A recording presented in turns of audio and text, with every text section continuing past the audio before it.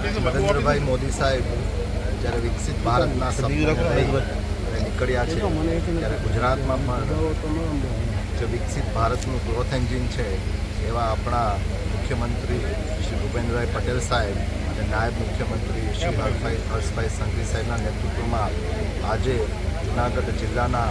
કેશોદ અને માંગરોળ મુકામે ગુજરાત સરકાર દ્વારા ગુજરાત રાજ્ય માર્ગ વાહન વ્યવહાર નિગમને જે ગ્રાન્ટ ફાળવાલી છે એ અંતર્ગત કેશોદ અને માંગરોળ બંને જગ્યાએ એસટી વર્કશોપનું આજે ખાતમુહૂર્ત કર્યું. બંને જગ્યાએ લગભગ આશરે 6.50 અને 6.66 કરોડના આ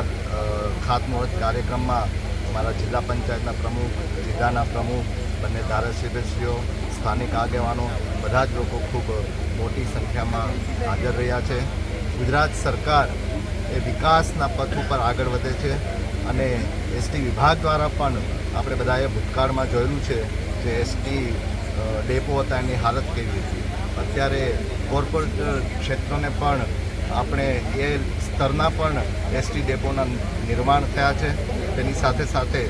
એસટીમાં પણ જીપીએસ ટ્રેકિંગ સાથે બસનું મોનિટરિંગ થાય, એ યોગ્ય જગ્યાએ ઊભે છે કે નહીં, ઓવર સ્પીડિંગ કરે છે કે નહીં, એનું પણ મોનિટરિંગ થાય છે. તો એક અદ્યતન ટેકનોલોજી સાથે આજે એસટી વિભાગ આગળ વધી રહ્યો છે ત્યારે અહીંના બધા જ નગરજનોને હું ખૂબ ખૂબ શુભેચ્છાઓ પાઠવું છું. સર, કેશોદ અને માંગરોળ બંને ડેપો થઈને અંદાજિત 13 કરોડથી ઉપરનું આ પ્રોજેક્ટ છે